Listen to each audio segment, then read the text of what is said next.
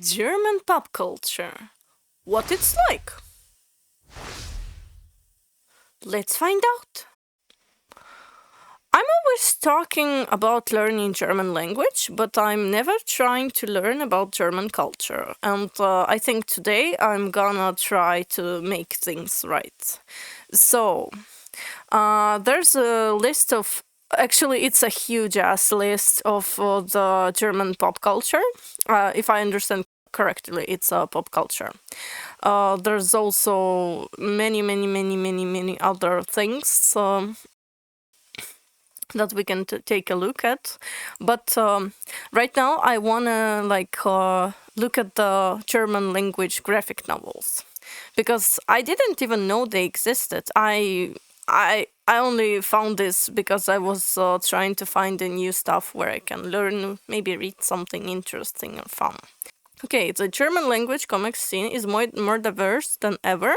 The graphic novel format, which artists and audiences are increasingly discovering, plays an important role. We're presenting a selection of outstanding recent publications. The exhibition is inspired by the 1514. Yeah. This one, that's the gist. Compiled by Andreas Platthaus, deputy arts editor of the blah blah blah blah, who also wrote the descriptions with the exception of the Great Transformation, Kinderland, Primo and Rex, and Quicksand. Enjoy reading, browsing, and discovering. Yeah, so there's a catalogs, but we will be looking specifically Wait, what am I saying? We'll be looking specifically at these works, yeah. Okay. Alte Meister. Is it the Old Meister? Let's translate to English because this language is too hard for me, but I wanna know. Okay. Text by Thomas Bernhard, a magnificent adaptation of the world-famous Austrian author last novel, set in Venus, Kunsthistorisches Museum, by his fellow countryman Nicholas Mahler, who finds a congenial translation for Bernard's manic prose with its compulsive repetition and his distinctively reduced drawing style. This makes Thomas Bernhard's book even funnier. Wow, that's okay. What is manic prose? Honestly, I'm interested. This looks interesting. Okay, next one. Ambient comics. Oh, I can understand that without translation. That's great. Okay, so what it says. It's no surprise that Nicholas Mahler wrote the foreword to Nadine Redlich's silent comics. So it's a silent comic. Okay, I see. Like the Austrian grandmaster of static comic storytelling, the young illustrator is a virtuoso of minimal variation. Her comic debut contains one-page episodes of 6 panels each, staging the smallest changes as if they were world-shattering events. Is there something? Yeah, there's more. Okay, there's more. Do they change? I'm trying to see the movement, but I'm not sure if there's. I think if you put them like slide by slide, they would move. Okay, what's the next one? Badass Civilizations Part 1. I don't know how do I feel about this. Should I put a trigger warning on the video about some graphic stuff? What's the second page? Oh my god. Oh my god. Oh, no, that's too graphic. Okay. A non-fiction comic that will, with boundless creative joy and drawing on the entire world of scientific and mythological imaginary, tells the story of the emergence of life and the process of evolution. In the second volume of this History of Life trilogy, Jens Harder introduces humans and shows how their actions have changed the world and the way we see it. Honestly, I don't see that. There's just I disagree. Okay, Berliner. Oh, this is cool. What's the story about? The text is too small, I can't see it. But the drawing style is honestly super cool. Wait, that's a skeleton or is it? It's some kind of factory and there's some regime-inspired drawings on the walls. Honestly, this one, I would read this one. Probably too graphic still, but yeah. Maybe that's a meat factory, I don't know. Okay, what's the thing about? Okay, the brilliant anthology of German comic classic, originally published in 3 parts, only now unfolds its full power. Tobias O. Meisner tells a vampire story set in a retro-futuristic Berlin. Okay, so that's a retro future and the vampire story. Where did the vampires come from? Reinhard Kleist has drawn opulent illustrations that create the look of Berlin in the golden 20s and the silent cinema of the time. A veritable graphic trip.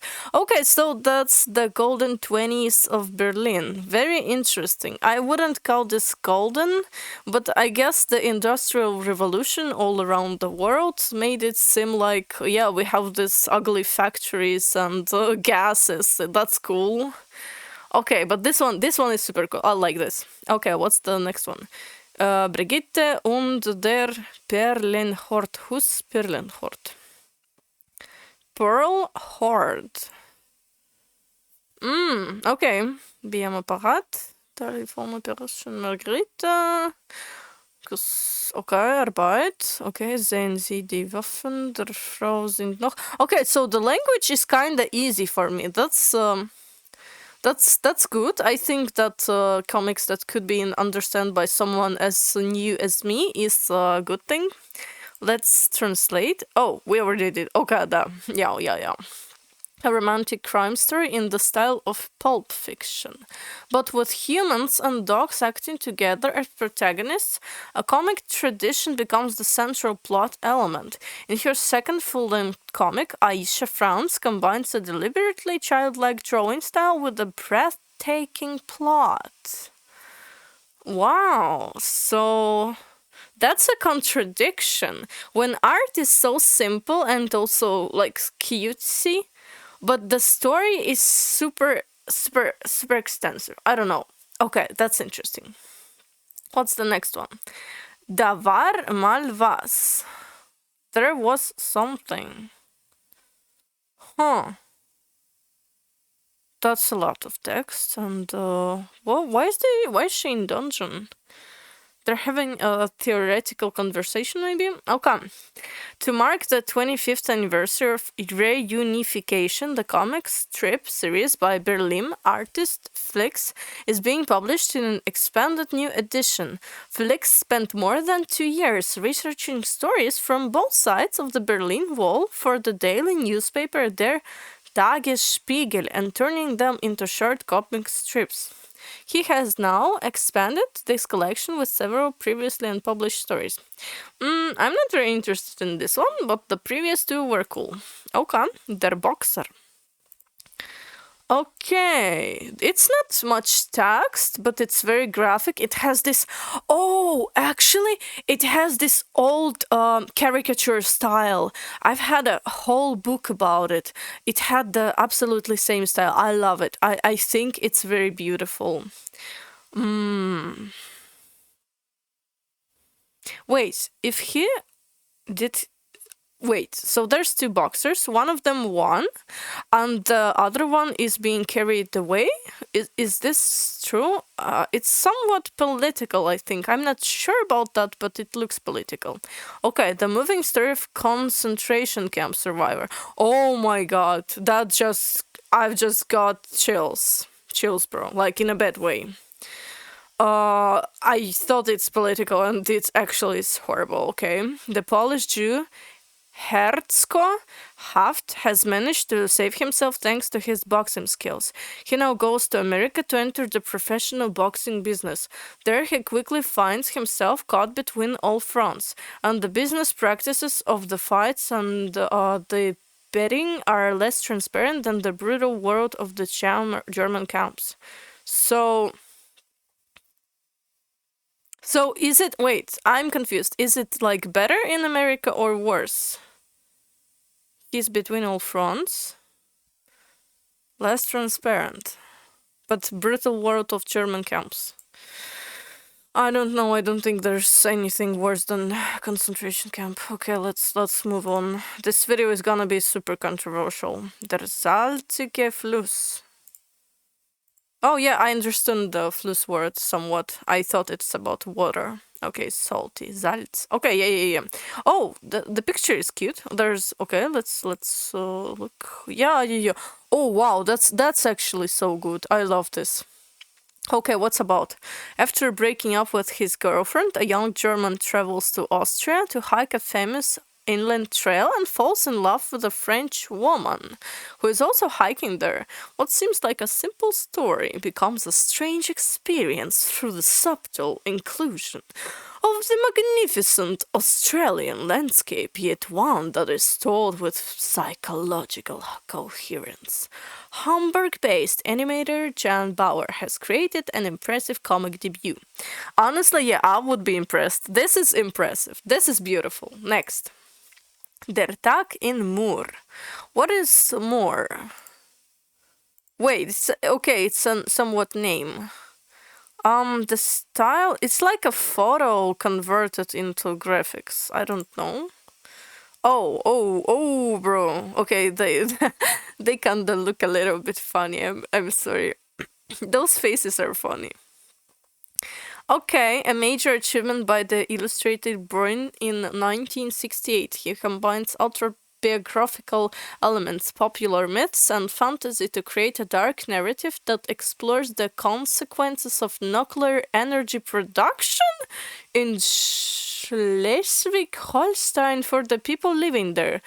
Grajowski uses photographs, computer graphics, and drawings to unfold a setting that takes on a variety of forms, depending on the mood. Particularly remarkable is the virtuosity with which the page architecture is used to depict a dystopia with such visual power, otherwise only seen in cinema.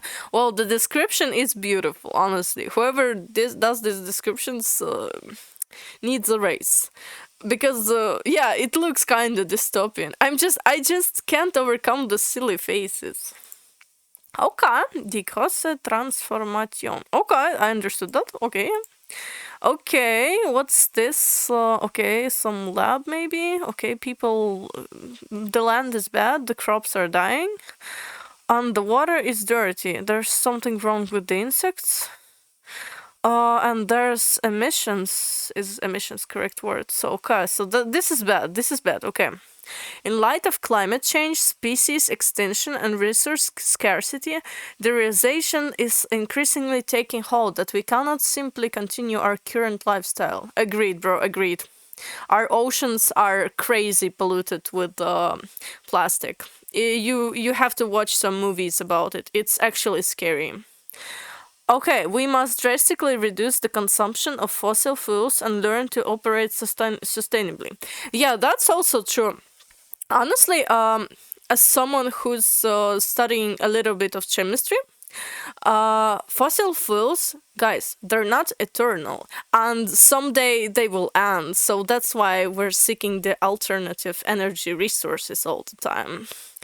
So we have to at least decrease the amount that we're using so that we can use them longer while we're seeking for solutions. Okay, I'm sorry for yapping. I'm sorry, I'm just very, very sensitive to this topic. Okay. 9 independent scientists who make up the German Advisory Council of Global Change, WBGU, appointed by the German federal government, have developed a plan for how this can be achieved in the form of comic-style interviews with each of them. We examine what is factual and what needs to be done from very different perspectives. That's such a cool comic concept, and it's so real. It's so good. This is so good. Wow. Okay, what's next? Die letzten Tage der Menschheit. Okay, so some day in the humanity. Oh, the last days. Okay. So there's soldiers and gentlemen. Oh, so what's the next page? Oh, it's the same? Wait, yeah, okay. The literary college drama The Last Days of Mankind was begun by Karl Kraus during the First War and not completed until 1922. Whoa! It is a stage drama whose enormous scope has mostly limited its reception to mere reading.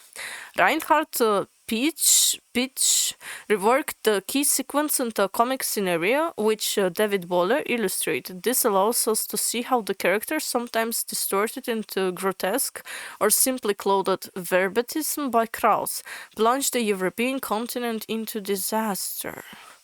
Oh, it's political. Okay, I'm not very much into politics. I don't like politics. It's giving me nightmares.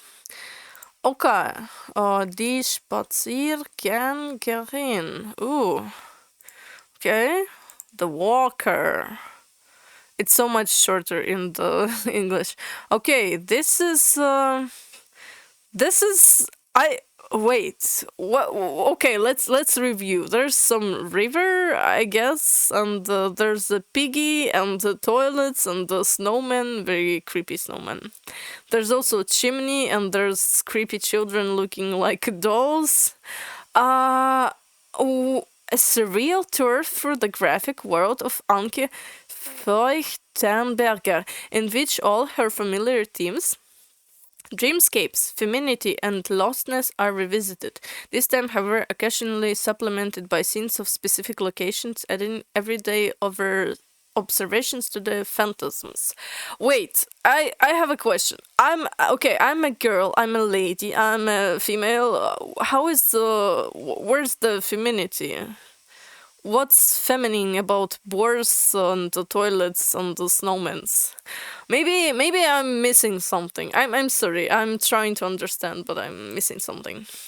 Okay, what's this? Dolomiti Jahre. So what is this here? Dolomite? Is it a stone? Okay, maybe it's a name. I don't know. What's why is it? Huh. It's very simple. But still. Okay, I'm getting into it too much.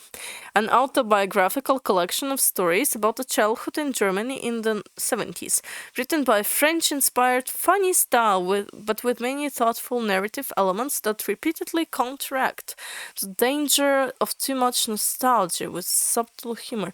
Wait, how is it dangerous to get nostalgic? I don't understand. What's the danger of nostalgia? Where is the danger? Okay. I think the drawings are cute. What's next? Don Quixote. Oh, really? Okay. The cartoony style, I think it's my favorite, probably. Somewhat caricature. Why does he have such a long nose, though? Okay, modernization of Miguel de Cervantes' classic Don Quixote is set in Brandenburg, and the knight of sorrowful countenance is an aging loner who, instead of tilting at windmills, fights against the disfigurement of the landscape by large wind turbines. With his variation, Flix also succeeded in paying homage to fantastic literature, which here becomes the only lifeline in a profane world. Wait. So instead of windmills, he's going into those new windmills. Yeah, wind turbines. Okay, yeah, so it's a modern version. Okay. What's next? Drichinizin? I don't even understand. Free queening. What is queening? Wait. This is surreal. Kinda surreal. Okay. A narrative experiment. How can the enigmatic yet highly literary stories of German author Brigitte Kronauer be transformed into picture stories? Sascha Homer chooses an uncompromising approach that avoids anything pleasing, introducing an additional disturbing element into Kronauer's text through stylized graphics. Honestly, it's like I've never read it, because I think they overcomplicate it for marketing. Okay, Emil on the detective. Oh, that sounds cool. That sounds interesting. Okay. Why is it... Wait, what is she taking? Is it a camera? No, it's money case. Okay, so the savings, yes. What are they wanna do with it? A stroke of genius from the Hamburg artist who gives free rein to her admiration for the original Kastner illustrator, Walter Thier, in her own comic adaptations. The way she accurately captures his style and thus the local color of the setting, the 1930s in Berlin, is remarkable. So that's also about how the times were. Damn, the kid is wearing such a fancy clothes. It's a kid, right? It's a kid. Hard to see. Okay, so but everything looks very old, like in my grandma's house. Yes, very precisely. Okay, that's nostalgic for me, kinda. Okay, this one. Oh, that's graphic. Oh, yeah. This video needs trigger warning. Okay. Why are there... What did happen to the zombie bride? What is... Okay, they're running, but she's running too. Whoa. I would read that. Honestly, I'm scared, but I would. Oh, we need the translation. Let's go. After an unspecified catastrophe, apocalyptic conditions prevail in eastern Germany, while two young women try to make their way home. In her manga-inspired horror story, Olivia Viewer creates a mood of the fantastic, which is particularly intense due to its setting in the real Thuringian scenery. What is Thuringian? But I think this is cool. Okay, next. Eremit. Wait, I know this word. I mean, oh no, actually, wait. I do. In in Genshin, there's eremites, and they're like travelers in the desert. So were they always hermits? Okay. The people, and oh, they're having many moving chairs. But the story is not about that? Why are those people mostly old? What's the story here? Hamburg-based cartoonist Marie Paul offers a wicked satire. The aging society is past, everyone is old now. Oh! Therefore, the only remaining child is treated like a titi, and the state offers the elderly luxurious escape routes. In other words, okay, we're putting a black mark on this. One of these options is overseen by the hermit, a man who racks his brains so hard that he has to hold them together with a belt. It is it is to him, of all people, that overprotected child flees and learns what freedom is. Crazy plot. Flash Preußen. Oh, how do I read that? Flash Prussia. Oh, that's political, is it? This reminds me of the Pun Pun manga. I have not read it, but I know it's bad. Okay, German superhero. That's why he called himself Flash Prussia, and why he has anything but a steadfast relationship with his role. With his almost wordless comic story, Jan Cottish places a young man defeated by superhuman powers in the inhuman environment of a dilapidated, prefabricated housing estate, and Thilo Richter finds the appropriate ambivalent imaginary. Yeah, well, the style is very, very distinct. It's crazy how it's. I have so many feelings while looking at it. Honestly, it's so depressing for me. I don't know. I feel maybe I'm misunderstanding the plot, but for me it looks like depression. Okay, Franz Kafka's Stone Plunge Machine. Okay, it's something. Okay. Laughter machine. There's a lot of text. Wait, can he read? Lesen Musa. The reading. Okay.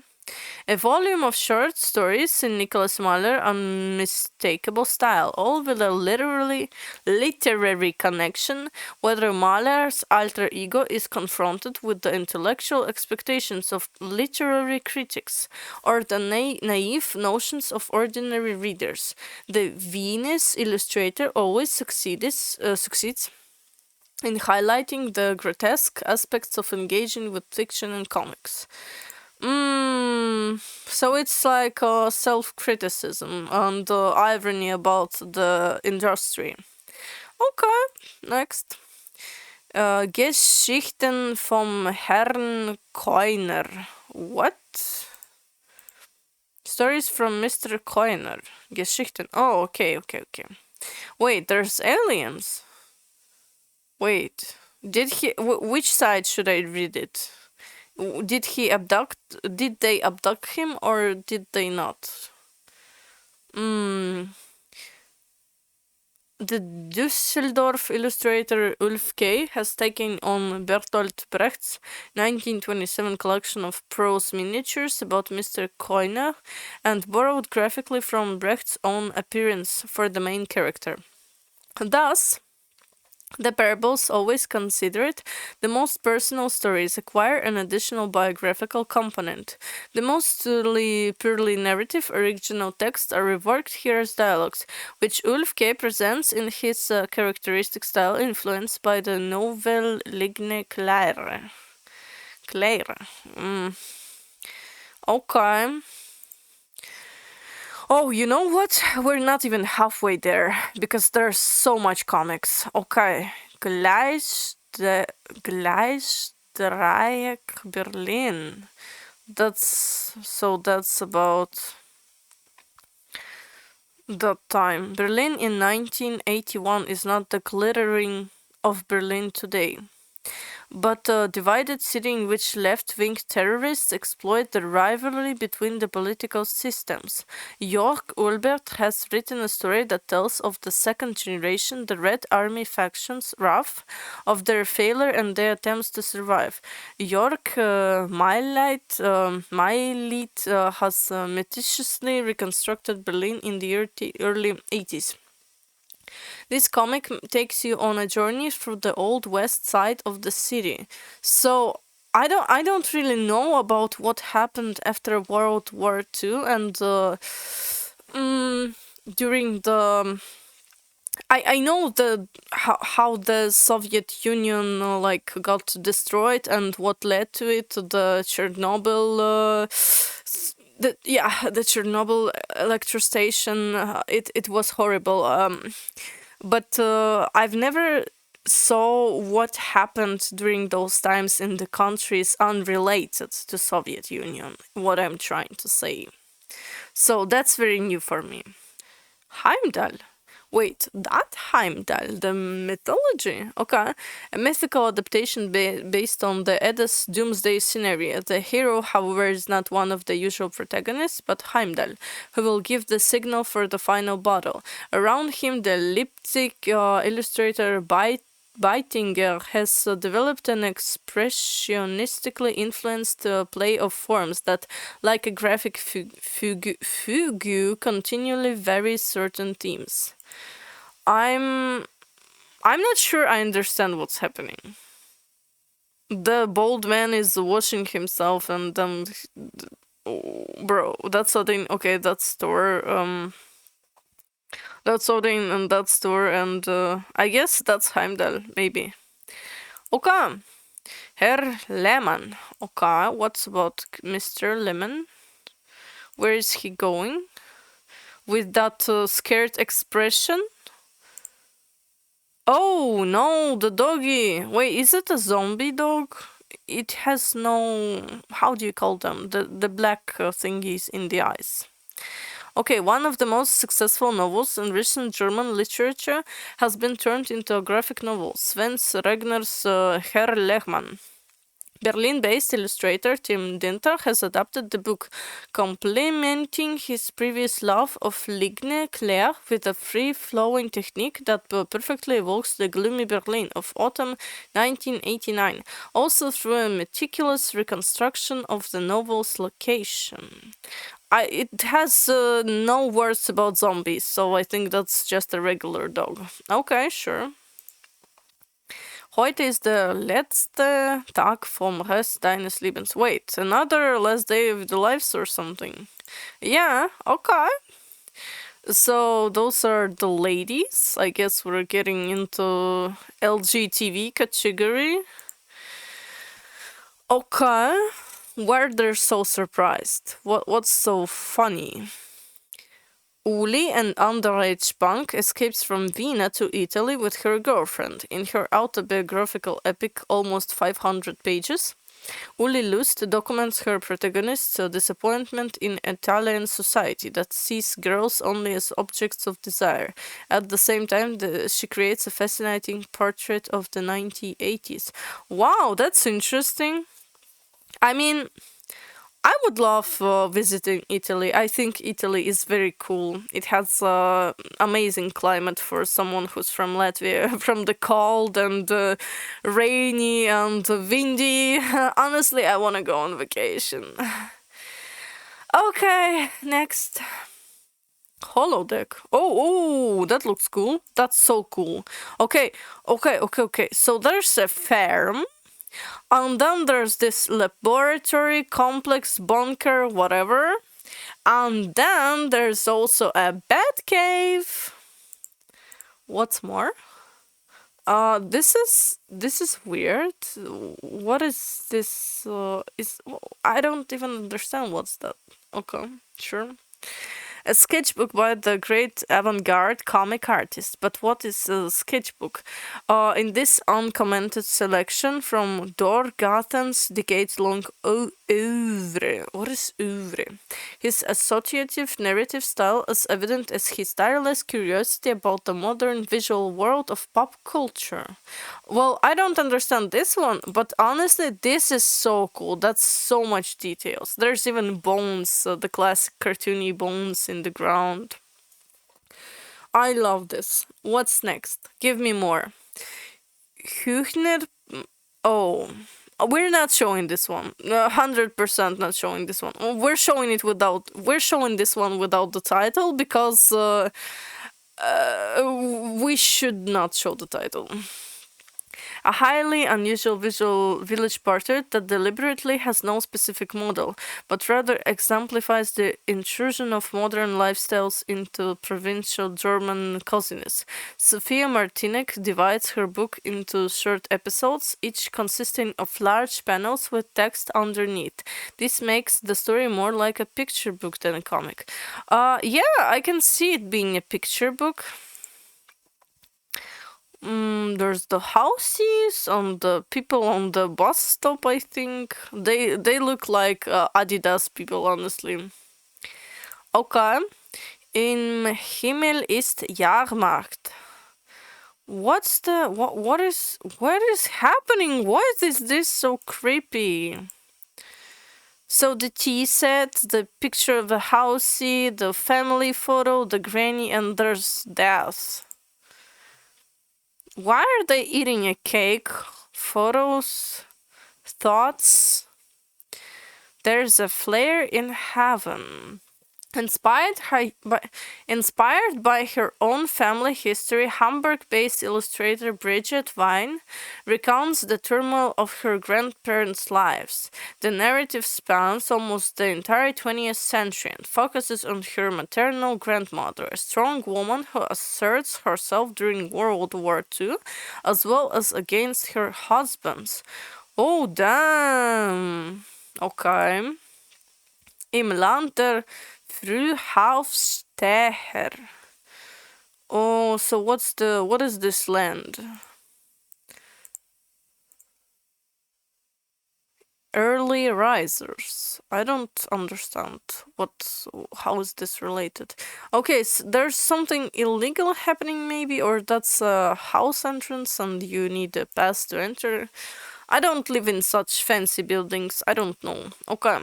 A story based on her own experiences about the situation of African asylum seekers in the homes assigned to them in Saxony-Anhalt.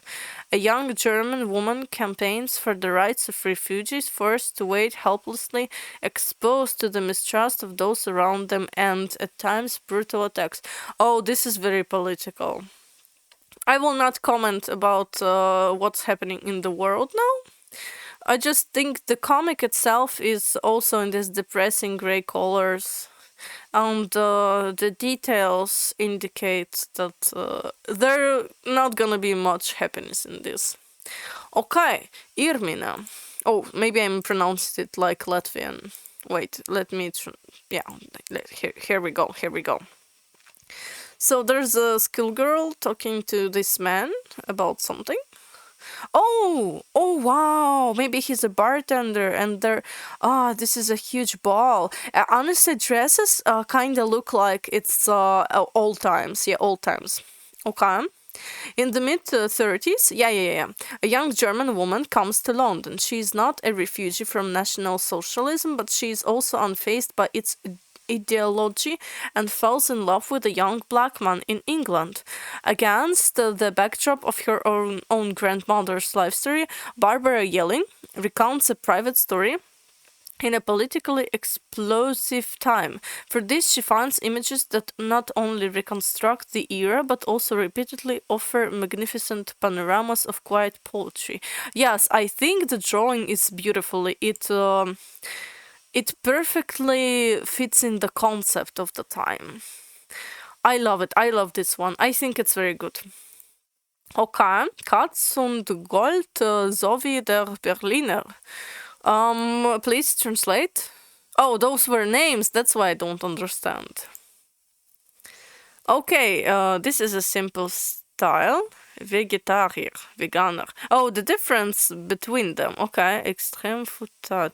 Okay, so the vegans and vegetarians and fruit eaters and extreme fruit eaters and radical fruit eaters. That's I think it's kind of on the political side too. Maybe social politics, if I can say that. The social norms and the acceptance. What Max Gold narrates on Stephen Katz draws is always a mercilessly precise observation of everyday German life, so it's a satire. The male couple, who usually appear as their creators' alter egos in their comics, are here mostly replaced by alternated protagonists who, in short episodes, offer innocent commentary on the present. And it is precisely this supposed innocence that makes the wonder about the world so subversive. Yeah, it's a satire. Okay, next. Oh wow. This is beautiful. Adolf von das Großkaribische Reich. Wow. Great and Caribbean Empire. Oh, whoa. Okay. Wait, why are they throwing the toxic Nazi Wait, what is happening? Toxic waste with the Nazi signs. What is this? I don't know so much history of Germany. Okay. Wait, I love. Oh my god. No, bro. What is happening? Okay, so they're getting rid of all the Nazi related stuff and they're throwing it into the ocean. It's not just the toxic waste, it's also all the symbolics and even carpets. Okay, you have to be really curious about this crazy idea to cross Caribbean Rastafari culture with the history of National Socialism and turn it into a wild satire in which Hitler, who goes by the name Yadolf here, has long curls and marijuana leaf replaces his movements. I'm not reading that. No joke is spared, no silliness avoided, and yet precisely for that reason, the story reads like a comic on, substances. Cartoon-like form and caricature-like content enter into a consistent partnership. Honestly, I think I shouldn't comment on something like this, and I shouldn't even read the descriptions. because this is too political. This is too much. Okay, jetzt kommt später. So now comes later? Yeah? Okay, I'm doing better than I thought. But I still can't read this much. This is too much. Okay, so it's about people. In the report of her own experiences, the Swiss Kathi Reichenbach paints a portrait of Hamburg and an amorous fascination from the perspective of a young woman who lives in a metropolis for the first time and tries to assert herself there. First as an exchange student and then as an illustrator. So it's her career. Cute. Kiesgrube Nacht. What is that? Gravel Pit Night. Oh, another Salic tennis. Okay. An autobiography that packs a punch, the fate of refugees in the post-war period has often been recounted, but Volker Reiche portrays it from the perspective of the child he was at the time. The authoritarian father maintains a reign of terror in the family that has continued unabated since the end of the war, but the four siblings, through their imaginations, create a world of their own. In interludes, Reiche repeatedly examines the conditions of autobiographical narrative. This is violence. Okay, so the father is very violent. I think that's the mother. Yeah, that's not a good childhood. Honestly, this is terrible. Okay, Kinderland, so the world of children. Yeah. Okay. What is happening to the new guy? Why is the teacher so weird looking? Okay. There's a very distinct style, I might say. East Berlin in the summer of 1989. Mirko Wetzke is in a tight spot. The otherwise exemplary student in class 5A is having trouble with the stupid FDJ members. What is FDJ? And the only person who can help him is, of all people, this creepy new kid from the parallel class.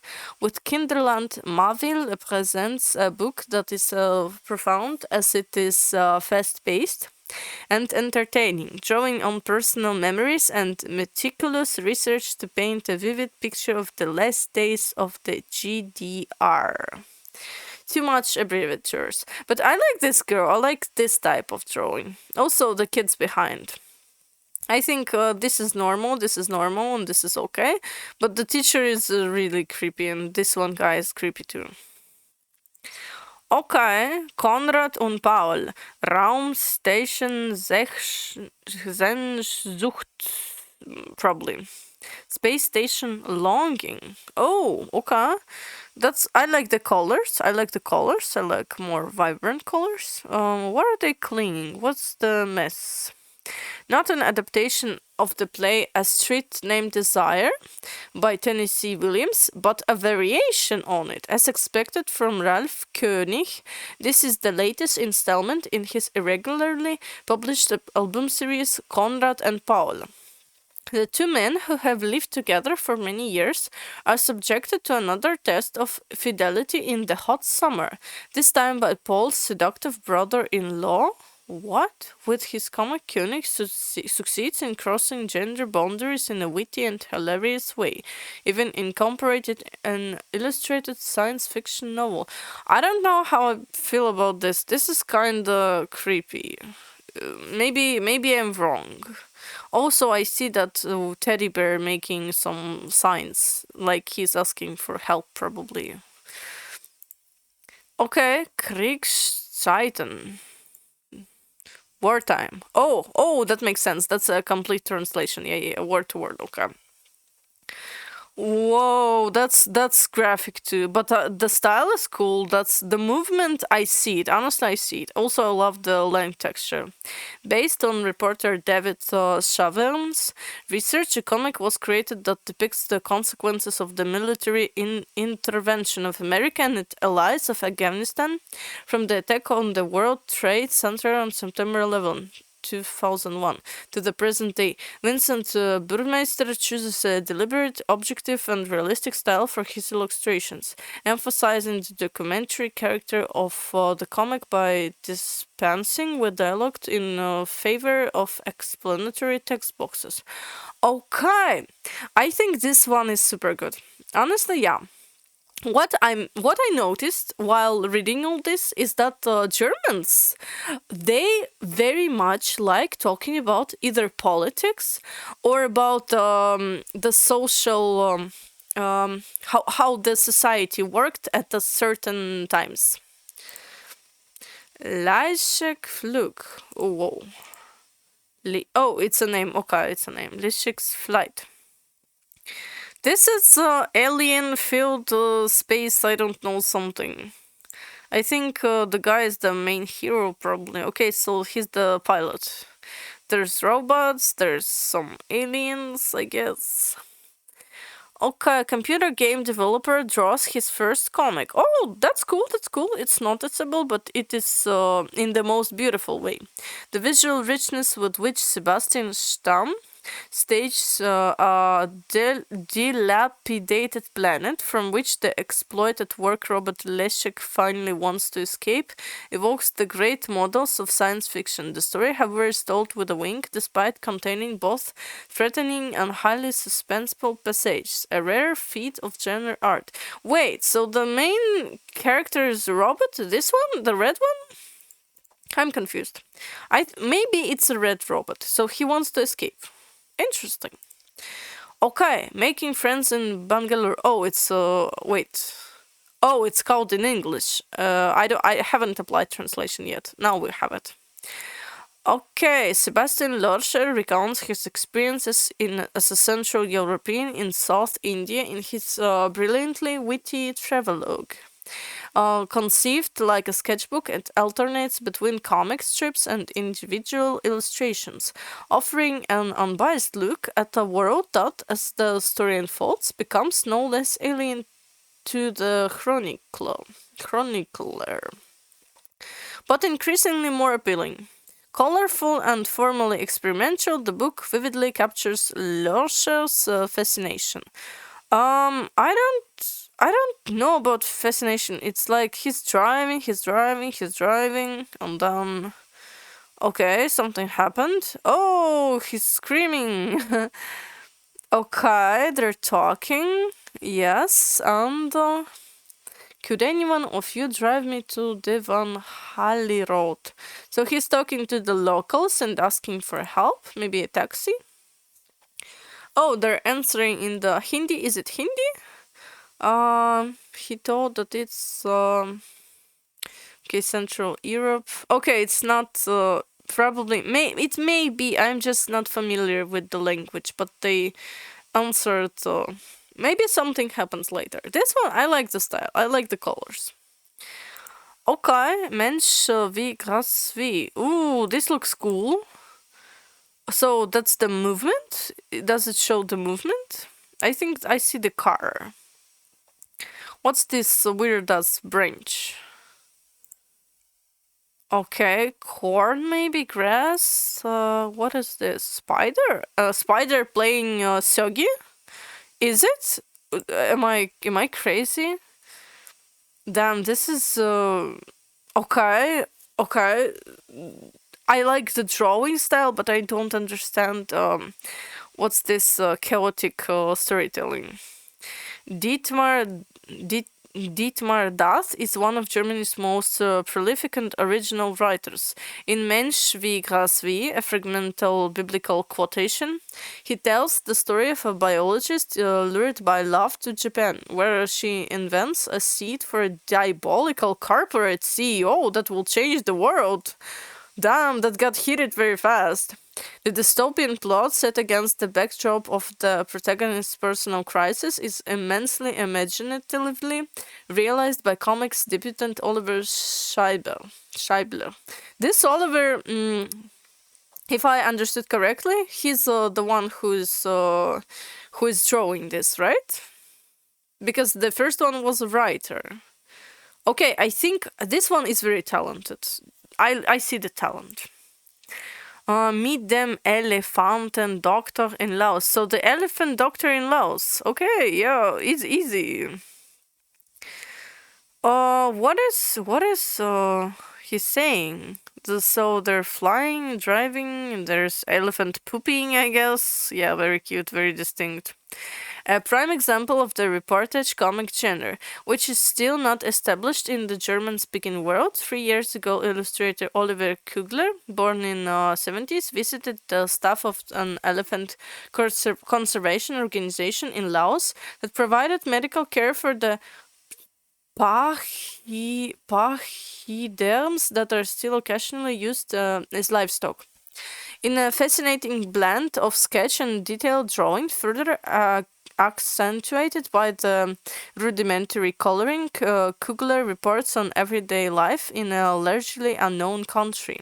The volume is rounded out with explanatory notes and photographs that complement the previously drawn material without directly competing with it. Okay, so that's more of a real life story. The closest we ever have to real life. Maybe real life of today. I think this is the correct way to describe it. Okay, this is interesting.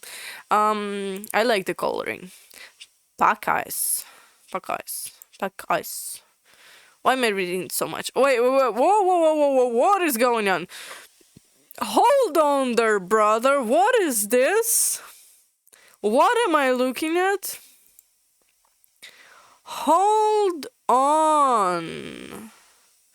Based on Robert Spears' successful expedition to the North Pole, a story of racism and misguided ambition is told. Perry's black companion Matthew Hansen is systematically denied the title of first person to reach the pole because only a white man was allowed to accomplish such a feat. Simon Schwartz reconstructs an adventurous event against the backdrop of the early 20th century and Inuit culture. Honestly, I think the concept is very interesting, but people will get heated about this if they don't like it. Better not show this on Twitter, I think. Okay, Penner.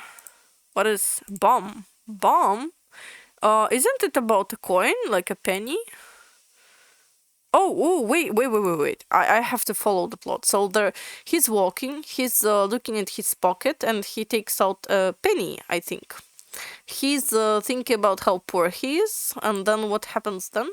And he's taking the bag out of his backpack because he's for ecology or he's saving money like this.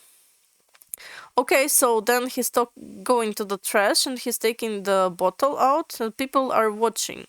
So I think he's a poor man who has no housing and trying to make some money. An almost documentary-like story about a homeless man in which nothing dramatic happens, yet intense tension prevails because Christopher Burkholz constantly conveys the sense of how close his protagonist is to the abyss. I haven't noticed that.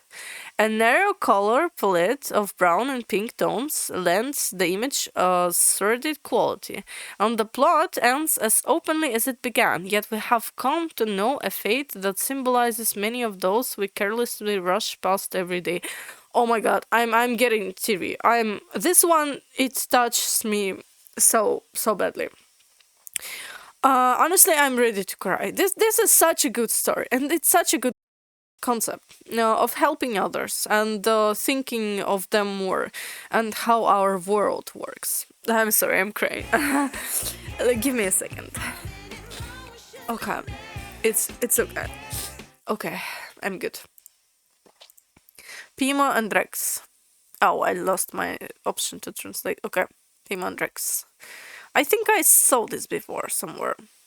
Okay, the style is very cool. I love this. This is like a cartoon. This is like watching a cartoon. The characters are also very, very specific.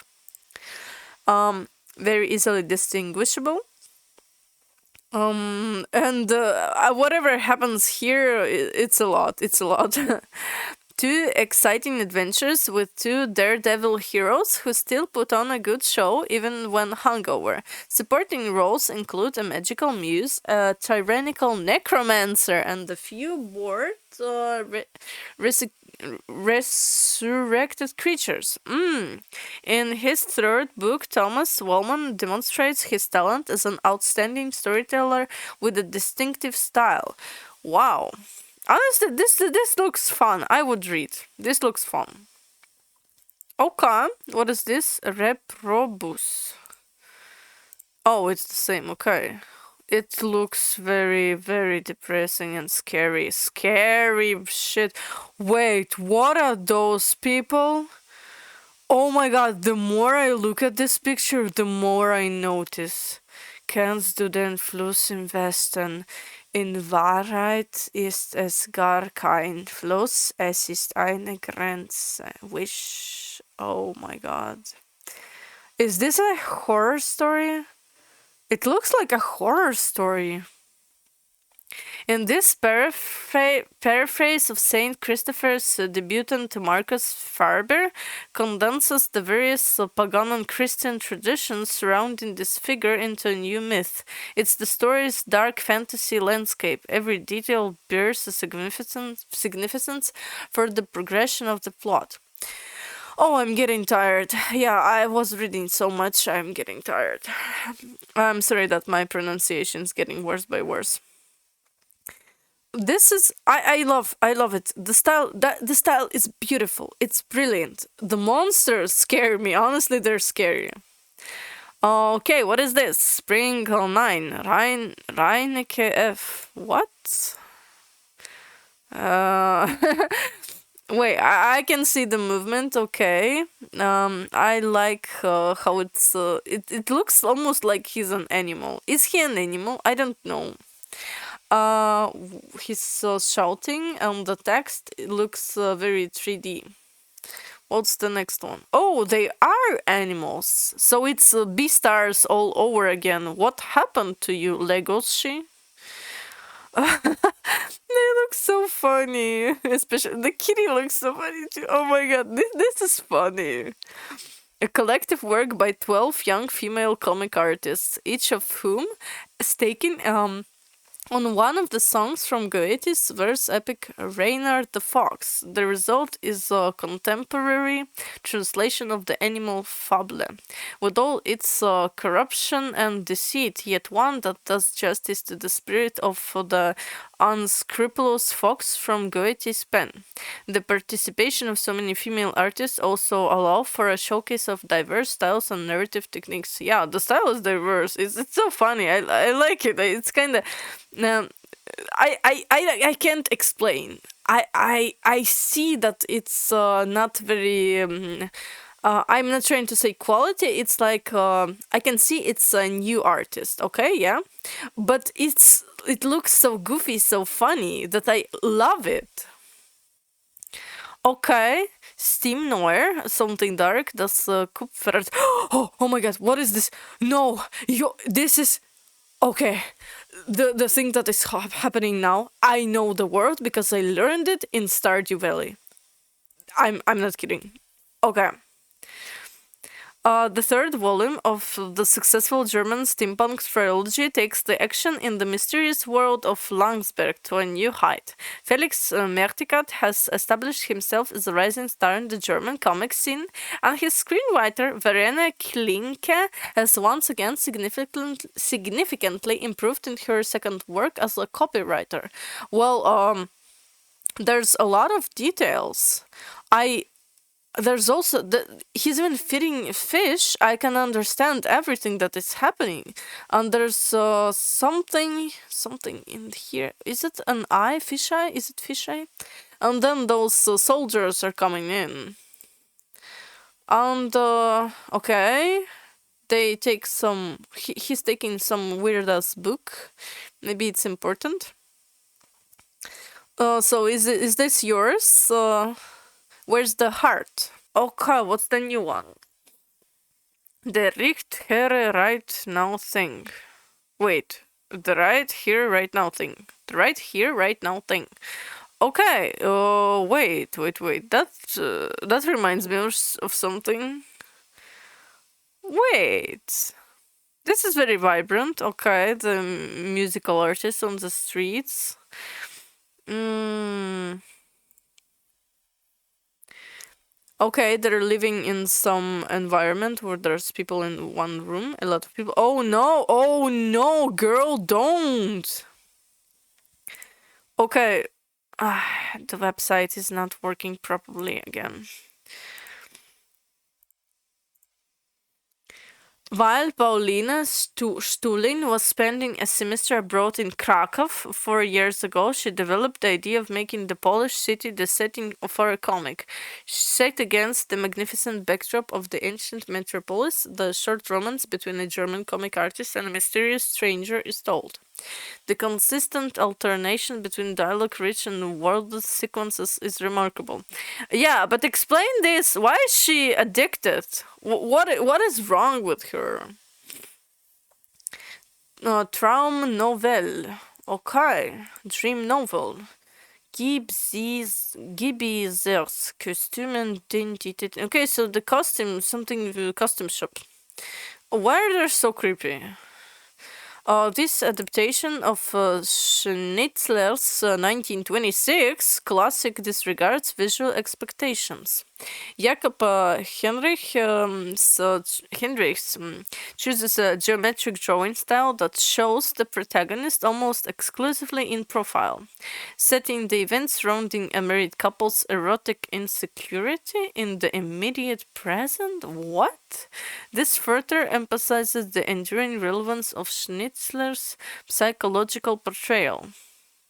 Complete text reprinted in the appendix. What? Wait, what? Okay, so this is the. Wait, who's he talking to? Is this an automatic something?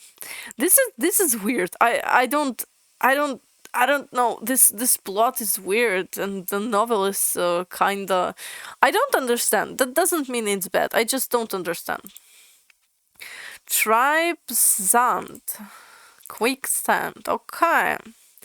Wait, there's an ocean, but then there's a swimming pool, and then there's jail with the. Is this money?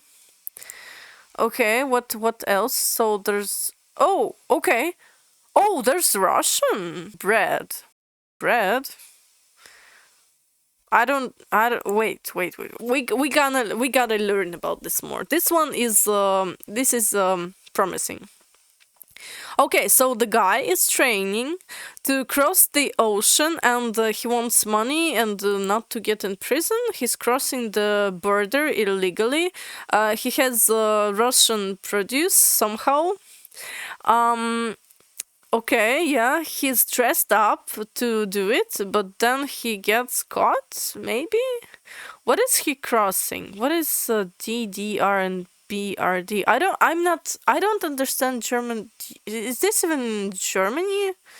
Fährmann, Rügen. It must be something German related. Kuhn, I don't see the text. Okay. I sort of understood. The story from the last days of the GDR is published just in time for the 25th anniversary. Written by historians Alexander Lal and Mark Smunch, and illustrated by Kitty Kahane. Late summer 1989, journalist Tom Sandman travels from New York to Germany to report on the GDR as a correspondent. In West Berlin, he meets Ingrid and learns about the tragic past. After a failed escape attempt, she ended up in prison. But who betrayed her? Her friend Barbara? Tom has other suspicions. Okay, the next one. Vacuum. Okay, that's understandable.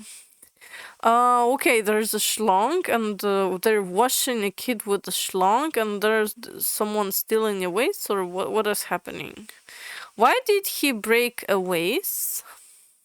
The Hamburg's illustrator debut novel is set in a small town rocked by the attempted murder of a schoolgirl. What the hell? Two outcast friends drift apart.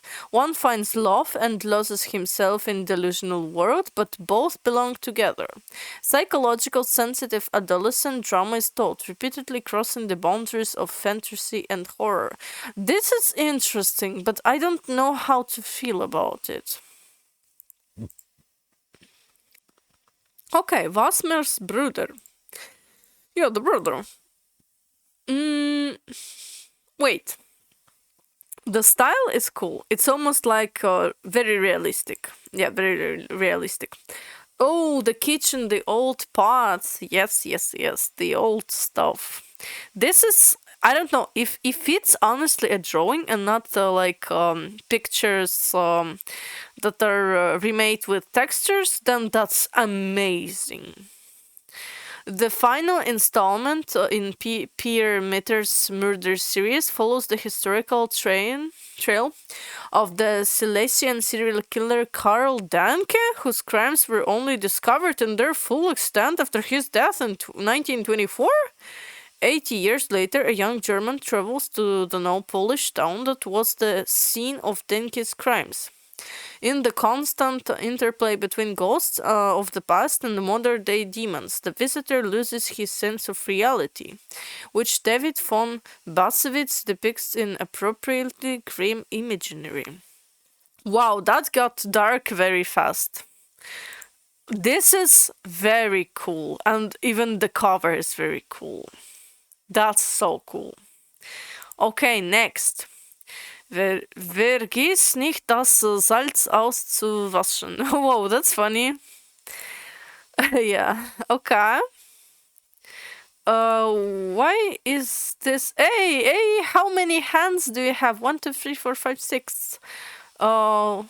Okay, garlic, sardines, chili pepper. What is this china called? Some form of the cabbage. Rettich. I don't know, Rettich. Frühlingszwiebeln. So the spring onion. Okay, what is happening? She's preparing a huge giant bowl of salad. Ach, das ist ja kinderleicht. Wow, jetzt muss es nur noch schmecken. I need to try it. Oh, so it was terrible. It was bad. She's trying to make some recipe or prepare something. Okay, not a cookbook, but still a little bit of one. In Seyun Young's autobiographical comic, you learn the recipe for authentic kimchi.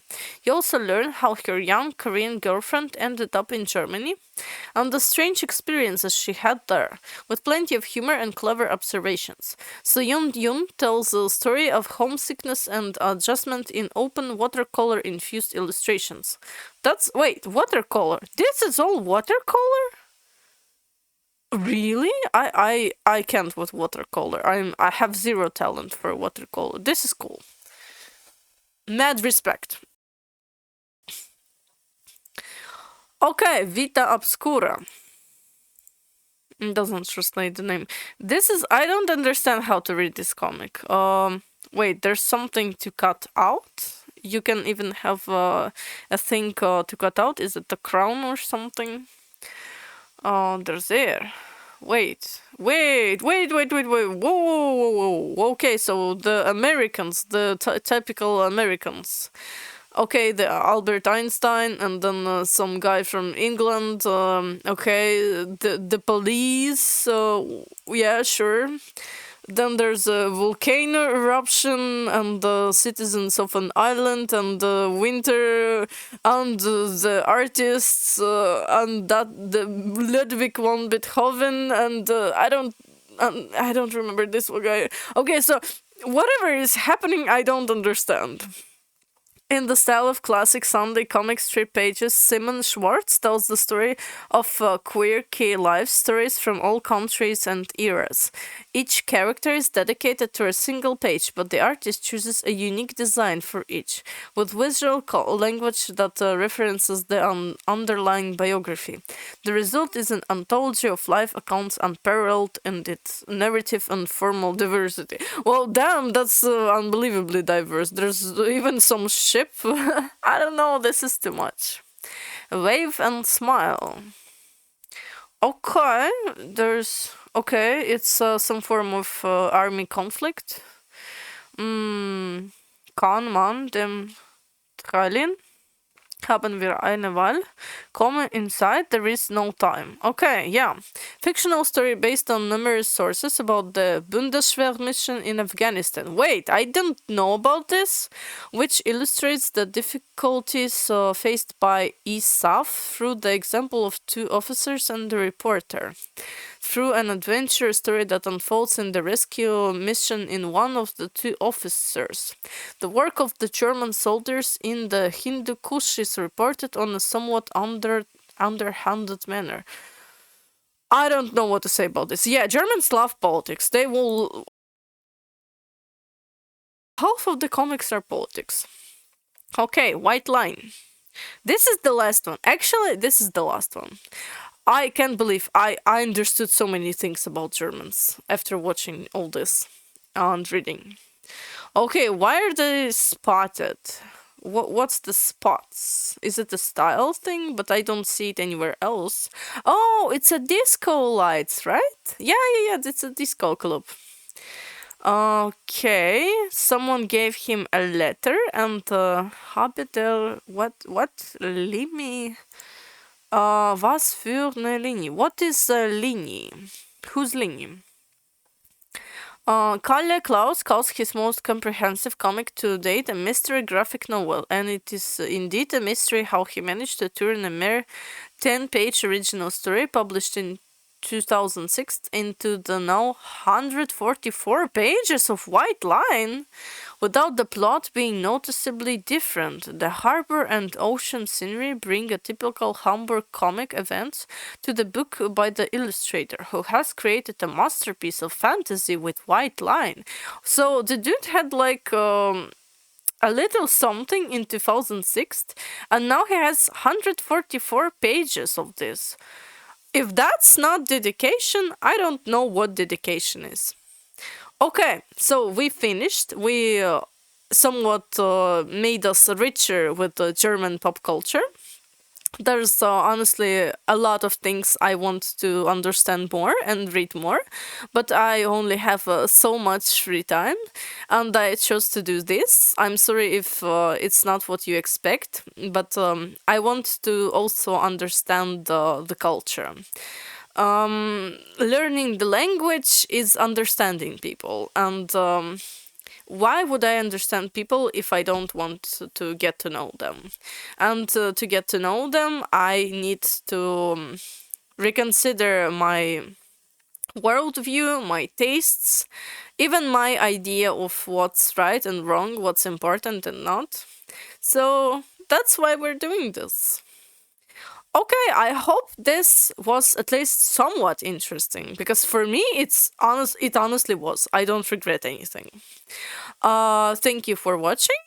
Leave a comment which comic you liked the most or which you disliked the most, because that's also valuable. And see you later, probably, hopefully, at least hopefully. Okay, have a nice day. Bye bye.